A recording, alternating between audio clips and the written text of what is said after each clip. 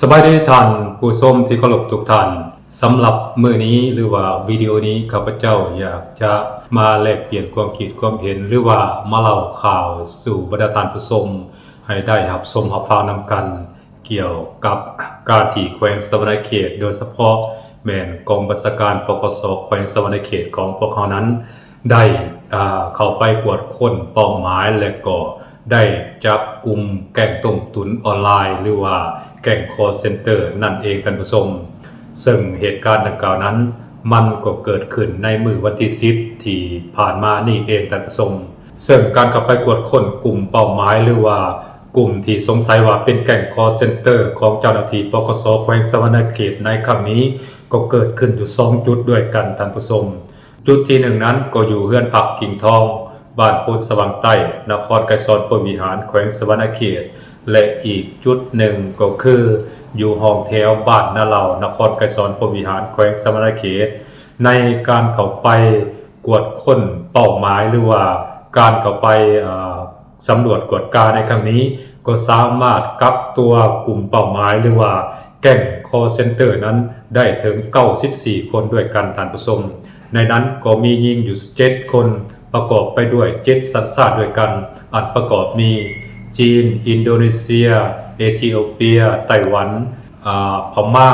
กัมพูชาและก็ลาวเป็นต้นและพวกเราจะสังเกตเห็นว่าในระยะหลังๆมานี้ทางแขวงสะหวรรณเขตของพวกเราก็ได้มีการจับกุมคุมขัง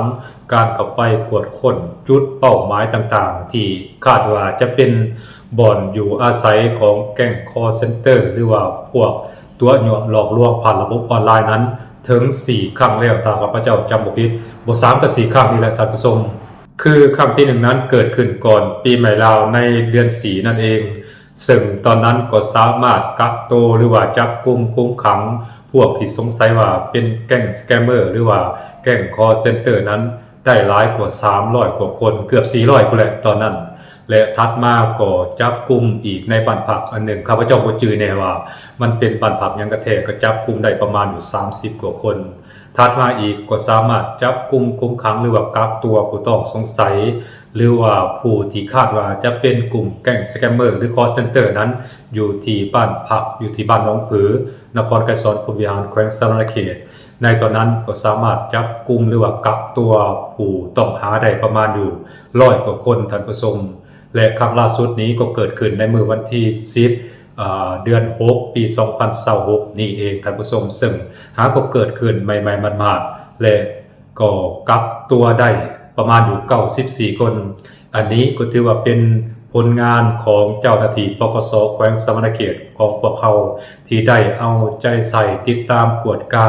ความเป็นระเบียบเรียบร้อยของสังคมโดยเฉพาะแม่นกลุ่มหรือว่าแก๊งที่พยายามสร้างความปั่นป่วนที่พยายามสร้างความเสียหายต่อระบบเศรษฐกิจสังคมและก็พยายามเฮ็ดให้ประชาชนคนลาวบรรดาเผ่านี้เดือดร้อนบ่ว่าจะเป็นทางด้านชีวิตและก็ทรัพย์สินนั้นมันได้สร้างความเสียหายในจุดนี้เป็นจำนวนมหาศาลการที่เจ้าหน้าที่ทุกภาคส่วนนั่นแหละบ่ว่าเฉพาะแต่เจ้าหน้าที่ปกสแขวงสะหวรรณเขตของพวกเราเอาจริงเอาจังเกี่ยวกับการปราบปรามแก๊งสแกมเมอร์หรือแก๊ง call center นี้ข้าพเจ้าคิดว่ามันก็เป็นสัญญาณที่ดีและก็มันจะเฮ็ดให้ประชาชนนั้นมีแนวคิดอุ่นเอียงทุนเทียมมีความปลอดภัยในการดำรงชีวิตประจำวันและที่สำคัญมันก็จะช่วยลดพรการตัวโยงหลอกลวงผ่านระบบออนไลน์ซึ่งนำมาซึ่งความเสียหายอันมหาศาลต่อประชาชนลาวบรรดาเผ่าของพวกเขานั้นได้หลายอย่างแน่นอนท่านผู้ชมอันนั้นคือสิ่งที่มันเกิดขึ้นใหม่ๆมาดๆในมื้อวันที่10ที่ผ่านมานั่นเองรวมกันแล้วการจับกุมคุมขังหรือว่าการกักตัวบุคคลที่คาดว่าจะเป็นแก๊งสแกมเมอร์หรือว่าพวก call center หรือว่าพวกต้มตุ๋นผ่านระบบออนไลน์ใน4ครั้งผ่านมานั้นเกือบ600คนด้วยกันท่านผู้ชมอันนั้นคือผลงานใหม่ใหญ่ล่าสุดของเจ้าหน้าที่ปกสแขวงสะหวรรณเขตสมทบกับอำนาจการปกครองการท้องถิ่นและก็ทุกภาคส่วนอะไรท่านผู้ชมได้เฮ็ดเวียกประสานงานสอดคล้องกันเฮ็ดให้สามารถทับมากขบวนการต้มตุ๋นผ่านระบบออนไลน์นี่ได้และข้าพเจ้าเองก็เชื่อได้ว่ายังมีอีกหลายท่านผู้ชมกระบวนการต้มตุ๋นผ่านระบบออนไลน์อยู่ในแขวงสะหวรรณเขตของพวกเขานี่เพราะฉะนั้นทุกภาคส่วนจงเป็นเจ้าการ ทุกภาคส่วนจงให้ความร่วมไม้ร่วมมือนำกันทุกภาคส่วนโดยเฉพาะแม่นพ่อแม่ประชาชนคนลาวบ่ดาพอที่ดำรงชีวิตอยู่ในแขวงสะวรรณเขตนี่นะต้องเป็นหูเป็นตาช่วยเจ้าหน้าที่ช่วยพักช่วยรัฐโดยเฉพาะแม่นช่วยเจ้าหน้าที่ตำรวจนี่แหละถ้าหากว่าเห็นอันใดที่มันผิดปกติเห็นคนต่างประเทศอาศัยอยู่นำกันเป็นกลุ่มเป็นก้อนซึ่งคาดว่าน่าจะเป็นกลุ่มแก๊งคอลเซ็นเตอร์นั้นก็ควรแจ้งเจ้าหน้าที่ที่เกี่ยวข้องโดยด่วนเพื่อดำเนินการตรวจสอบและแก้ไขสถานการณ์ให้มันทันการถ้าพวกเฮาบ่ช่วยเจ้าหน้าที่เป็นหูเป็นตาหรือบ่ให้ความช่วยเหลือเจ้าหน้าที่นั้นแน่นอนแหละเวียกนี้มันก็จะบ่สามารถเฮ็ดสำเร็จหรือว่าลุล่วงไปได้อย่างแน่นอนท่านผู้ชมเวียกนี้มันต้องช่วยกันทุกไม้ทุกมือทุกคู่ทุกคนมันจึงจะสามารถเฮ็ดสำเร็จลุล่วงไปได้โดยดีอันนั้นคือสิ่งที่มันเกิดขึ้นในแขวงสะวรรณเขตของพวกเฮาและข้าพเจ้าก็คิดว่ารัฐบาลลาวของพวกเฮานี้ก็น่าจะดำเนินการจับกุมคุมขังปราบปรามกลุ่มแก๊งคอลเซ็นเตอร์นี้บ่ว่าจะอยู่ในแขวงสะวรรณเขตก็คือแขวงอื่นๆนั่นแหละอยู่ในขอบเขตตัวประเทศนั้นให้หมดเกลี้ยงไปจากประเทศลาวของพวกเฮาให้ได้ในอนาคตอันไกลนี้ยาวแน่นอนท่านผู้ชมข้าพเจ้าหวังว่าอย่างนั้นถ้าพวกเฮาบ่ปราบปรามถ้าพวกเฮาบ่เฮ็ดแบบเบ็ดเสร็จเด็ดขาดนี่มันก็จะสร้างความเสียหายให้กับประชาชนลาวบ่ดาเผาและก็สร้างความเสียหายให้กับประเทศชาติของพวกเฮาอย่างแน่นอนท่านผู้ชมและเป็นที่น่าสังเกตว่าพวกเฮาต้องมาคิดนำกันเบิ่งว่าเป็นหยังกลุ่มแก๊งสแกมเมอร์หรือว่าแก๊งคอลเซ็นเตอร์เหล่านี้จึงเลือกเอาประเทศลาวเป็นฐานปฏิบัติการในการตรวจหลอกลวงผ่านระบบออนไลน์นี่พวกเฮาต้องคิดนำกันว่าประเทศลาวของพวกเฮานี่มีช่องว่างยังบ่มีจุดอ่อนยังบ่จึงเฮ็ดให้กลุ่มเหล่านี้ใส่ประเทศลาวของพวกเฮานี้เป็นฐานปฏิบัติการในการตรวจหลอกลวงประเทศเพื่อนบ้านก็ดีประเทศลาวของพวกเฮาก็ดีและมันก็ได้สร้างความเสียหายอันใหญ่หลวงต่อระบบเศรษฐกิจทั้งของลาวและก็ของประเทศเพื่อนบ้านพวกเฮานำพวกเฮาต้องมาคิดและก็ทบทวนนำกันพวกเฮามีช่องว่างทางด้านกฎหมายบ่หรือว่าพวกเฮามีช่องว่างทางด้านเจ้าหน้าที่แสวงหาผลประโยชน์นำกลุ่มคนเหล่านี้บ่หรือว่าประชาชนเฮานี่ฮู้เท่าบ่ถึงการถูกตัวหลอกลวงได้ง่ายบ่อันนี้เฮาก็ต้องมาเบิ่งนำกันหรือว่ากฎหมายของพวกเฮานี่มันยังบ่ทันควบคุมจุดใดจุดหนึ่งบ่ยกตัวอย่างว่ายังบ่ทันได้มีการหักกุมเกี่ยวกับการบังคับให้สถาบันการเงินหรือว่าพวกที่ให้บริการเกี่ยวกับระบบเครือข่ายโทรคมนี้มีส่วนรับผิดชอบในการสร้างความเสียหายผ่านการตัวหลอกลวงผ่านระบบออนไลน์นี่แม่นแท้บ่ตัวนี้เนาะเฮาต้องมาเบิ่งนำกันเป็นหยังข้าพเจ้าจริงว่าในนั้นเพราะว่าสถาบันธนาคารนี่นะหรือว่าพวกแก๊งต้มตุนผ่านระบบออนไลน์นี่เขาเห็นได้นี่มันมี2ช่องทางที่เฮ็ดให้พวกเขาเจ้าสามารถตัวหลอกลวงพ่อแม่ประชาชนได้นั่นก็คือผ่านระบบธนาคารหรือว่าผ่านสถาบันการเงินอันที่2ก็คือผ่านระบบเครือข่ายโทรคมนาคมเพราะฉะนั้นสถาบันธนาคารและก็พวกที่ให้บริการเครือข่ายระบบโทรคมนาคมนี้ต้องมีส่วนรับผิดชอบในความเสียหายที่มันเกิดขึ้นต่อผู้บริโภคหรือว่าต่อพ่อแม่ประชาชนนั่นเองเพราะบัญชีธนาคารที่พวกเขาเจ้าใช้ตัวหลอกลวงผ่านระบบออนไลน์นั้นก็เป็นบัญชีธนาคารที่ออกจากสถาบันธนาคารและก็หมายเลขโทรศัพท์ที่พวกเขาเจ้าใช้ในการตัวหลอกลวงนั้นก็ผ่านเครือข่ายระบบโทรคมนาคมของประเทศทั้งนั้นมันเป็นไปบ่ได้ที่2สถาบันดังกล่าวนี้จะปฏิเสธความรับผิดชอบ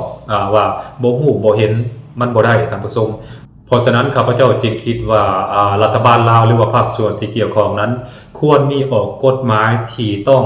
บังคับให้สถาบันธนาคารและก็พวกที่ให้บริการระบบโทรคมนาคมนี้ต้องมีส่วนรับผิดชอบให้ได้เกี่ยวกับความเสียหายที่มันเกิดขึ้นผ่านระบบออนไลน์นี่ท่านผู้ชมเพราะถ้าบ่ดังนั้นแล้วเหตุการณ์ดังกล่าวนี้มันก็จะเกิดขึ้นอยู่ตลอดในประเทศลาวของพวกเฮาอย่างแน่นอนท่านผู้ชมซึ่งอยู่ในบรรดาประเทศอาเซียนบ่ว่าจะเป็นสิงคโปร์มาเลเซียและก็ไทยนั้นรัฐบาลของพวกเขานั้นก็ได้ออกกฎหมายที่มีลักษณะบังคับให้สถาบันการเงินและก็บังคับให้พวกเครือข่ายที่ให้บริการโทรคมนาคมนั้นต้องมีส่วนรับผิดชอบต่อความเสียหายที่มันเกิดขึ้นจากการต้มตุนผ่านระบบออนไลน์นี่ธนาคารต้องจ่ายเงินให้ผู้เสียหายสถาบันการเงินต่างๆต้องรับผิดชอบและก็พวกเครือข่ายโทรคมนาคมนี้ต้องรับผิดชอบเช่นเดียวกันอันนั้นมันก็เป็นอีกมาตรการหนึ่งที่จะช่วยลดผ่อนผลกระทบที่มันอาจจะเกิดขึ้นต่อการต้มตุนผ่านระบบออนไลน์นี่อันนั้นคือสิ่งที่มันดีๆมันก็ต้องได้ถอดถอนบทเรียนนำกันประเทศลาวของพวกเรานั้นก็ควรเอาตัวอย่างและก็ค ควรถอดถอนบทเรียนเอานำประเทศไทยประเทศมาเลเซียประเทศสิงคโปร์ที่มีกฎหมายในลักษณะแบบนี้ถ้าว่าพวกเขามีกฎหมายแบบนี้มันก็จะเห็นให้สถาบันการเงินและก็พวกเครือข่ายโทรคมนาคมนี่นะมีความระมัดระวังในการเปิดบัญชีธนาคารและก็เฮ็ดเวียกหัดกุมหลายขึ้นกว่าเก่าอย่างแน่นอนท่านผู้ชมถ้าบ่ดังนั้นแล้วสถาบันธนาคารและก็พวกที่ให้บริการเครือข่ายโทรคมนาคมนี่นะมันก็จะปฏิเสธความรับผิดชอบแบบนี้ต่อไปนั่นแหละท่านผู้ชมสุดท้ายแล้วความเสียหายนี้มันก็จะตกไปอยู่ผู้บริโภคผู้และผู้บริโภคจะไปเอาอยู่ไสล่ะบาดนี้หลังจากความเสียหายมันเกิดขึ้นแล้วอันนั้นคือสิ่งที่พวกเฮาควรคิดและก็พิจารณาโดยเฉพาะแม่นรัฐบาลของพวกเฮานี่แหละท่านผู้ชมที่สำคัญ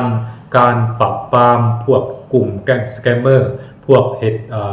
ผิดกฎหมายผ่านระบบออนไลน์นี่นะมันบ่สามารถที่จะเฮ็ดได้เพียงประเทศใดประเทศหนึ่งเท่านั้นประเทศลาวเพียงประเทศเดียวนั้นบ่สามารถที่จะเฮ็ดสำเร็จหรือว่าเฮ็ดให้รอดหน้าที่ได้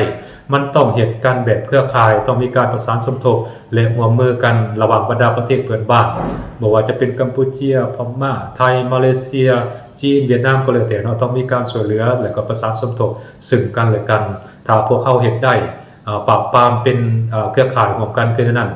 แน่นอนพวกแก๊ง call center นี้มันก็จะหมดไปอย่างแน่นอนท่านผู้ชมอันนั้นคืออยากฝากไว้ให้คิดแล้วก็พิจารณานำกันเนาะว่าพวกแก๊ง call center นี้มันสร้างความเสียหายใหญ่หลวงหลายปานใดต่อประเทศชาติบ้านเกิดเมืองนอนและก็ต่อประเทศอื่นๆนั่นแหละท่านผู้ชมมันเสียหายหลายอีหลีโดยเฉพาะทางด้านเศรษฐกิจเป็นต้นท่านผู้ชมอันนั้น